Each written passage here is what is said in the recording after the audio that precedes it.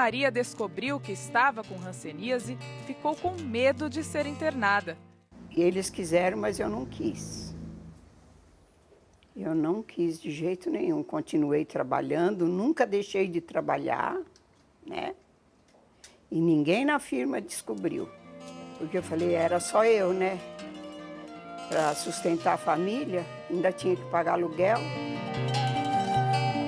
Da década de 30 até o fim da década de 60, os portadores da hanseníase eram trancados em asilos mantidos pelo governo, onde ficavam longe da família e dos amigos. O tratamento e diagnóstico eram lentos naquela época. Muitos pacientes ficaram com sequelas e, mesmo com o sofrimento, alguns, depois da cura e da liberdade, preferiam continuar isolados para não sofrer com o preconceito. Um desses asilos colônia era o Aimorés, em Bauru, interior de São Paulo. Hoje, no local, funciona o Instituto Lauro de Souza Lima, referência para os estudos da doença. Prefiro ficar aqui mesmo e terminar a minha vida aqui mesmo, que a minha mãe está internada aqui, né? Então eu fico por aqui mesmo. Tereza, quando você passou a fazer parte do Mohan, você encontrou muitas histórias semelhantes à sua?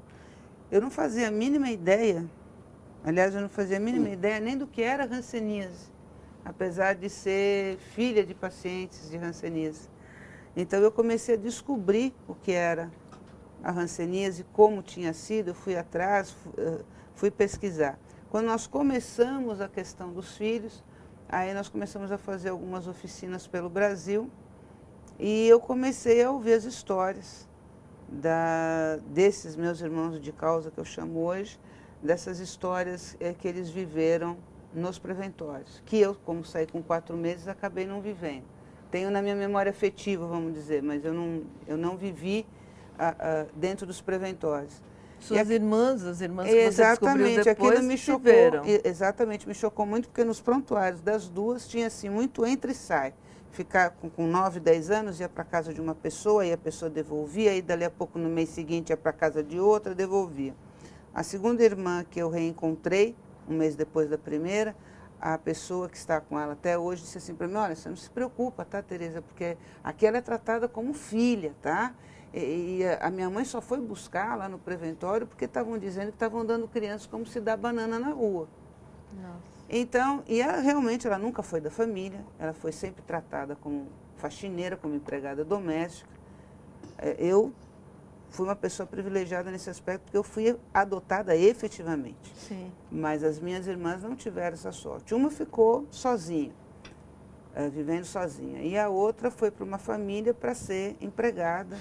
E até hoje, mas é a única referência familiar que ela tem, né? Então ela continua lá. Não há como romper esse vínculo, né? Não existe, porque os vínculos mesmo afetivos ou biológicos, vamos dizer assim, familiares, que nós teríamos que ter, como todas as pessoas têm, o governo daquela época tirou. Me diz uma coisa, ainda existem muitas colônias para doentes? Existem pessoas internadas ainda no Brasil? As colônias, elas continuam, porque, na verdade, quando se diz que acabou o isolamento, eles abriram os portões, mas a estrutura das colônias continua lá. Os ex-pacientes de hanseníase continuam lá, são pessoas idosas, ou mesmo que não são pessoas que viveram no isolamento, presas, trancadas, trancafiadas, muitas delas com sequelas, porque naquela época não tinha tratamento, era mentira. A Sim. pessoa ia com a esperança de cura e que ia voltar para sua família e nunca mais nem via sua família. E as pessoas eram caçadas assim caçadas na na rua, rua, né? como jogadas dentro de um Sim. carro, levadas, independente de ter família, independente. Familiar. E outra questão que a gente analisa nesse lado do isolamento compulsório, que até os bens materiais dessas pessoas, no momento do isolamento compulsório, os bens que estão fora desaparecem, porque eles não podiam nem votar. Não. Nossa. Né? E isso a gente viveu no Brasil, por incrível que pareça, e nós não estávamos em guerra com ninguém. Isso até muito recentemente. Sim, né? se isolou o filho até os anos 70. Depois existem algumas pinceladas aí de alguns malucos que andaram isolando também, mas coisas mínimas, vamos dizer assim. Mas foi uma tragédia que o governo conseguiu esconder da sociedade. Ou a sociedade não quis ver também, tem esse lado. Vamos ver mais um vídeo. A história desses pacientes precisava ser relembrada e virou documentário depois de chamar a atenção de um grupo de alunos de jornalismo da Universidade Municipal de São Caetano. Chegou em Bauru com preconceito, na verdade. A gente desconhecia um pouco da doença e aos poucos a gente foi descobrindo que não era tudo aquilo que se falava. E aí a gente começou a entender um pouco desse universo. Foi imensurável o ganho de conhecimento que a gente teve.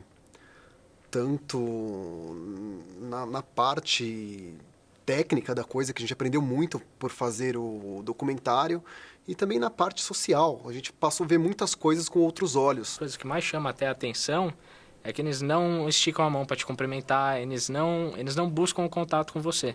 De toda exclusão, por todo preconceito, se você não estica a mão para cumprimentá-los, se você não abraça eles não buscam o contato também. É uma coisa que já está enraizada na própria pessoa. Doutor Wagner, você está discordando de algumas coisas que estavam sendo ditas ali? Não, é isso mesmo. É? Tá correto. Se você não tomar iniciativa para estender a mão para um doente, ele não dá a mão para você, não. E muitas pessoas têm medo, e não é assim que você vai contrair a doença. Você pode pegar na mão, sim, pode visitar, ir na casa dele, tomar um cafezinho, usar o mesmo copo, porque não é assim que se pega a doença. E tudo, na verdade, é uma questão de esclarecer essa história, não é? Exatamente. Agora não sabem. Existe o dia do combate à hanseníase, né? Que é 27 de janeiro. O último domingo de janeiro. Agora, o Brasil costuma entrar nessa campanha, é uma campanha da ONU, né? Agora a gente não vê muitas campanhas a esse respeito. O que acontece? Olha, aqui no estado de São Paulo, há vários anos que todos os anos é feita uma campanha pela Secretaria Estadual de Saúde e não coincide, não é exatamente no Dia Mundial, porque o Estado ele acredita que essa data em janeiro não é um mês oportuno para nós brasileiros, porque é um mês de férias escolar, muita gente está fora, né, das suas cidades, está fora dos seus domicílios. Então, essas campanhas, em geral, são feitas no segundo semestre, nos meses de setembro, outubro. Mas, anualmente, tem uma campanha assim, aqui no estado de São Paulo. Agora, no país, onde é que há a maior concentração de doentes? Você sabe? Norte. Norte. É a região norte e centro-oeste do Brasil. Agora Mato Grosso está... Mato Grosso do Norte, Amazonas, Acre, Rondônia, A gente pode dizer que tem uma ligação direta com a questão econômica e social, ou a maneira de vida, ou a falta de condições básicas? Toda doença infecciosa, ela está relacionada com a pobreza, né? Então, isso é um ciclo, né? Então, é claro que favorece, e essa doença ela é mais prevalente nas camadas mais desfavorecidas da população. Agora, quais são os cuidados que uma família tem que tomar quando descobre que tem uma pessoa com hanseníase em casa, vamos supor? Levar para fazer o diagnóstico.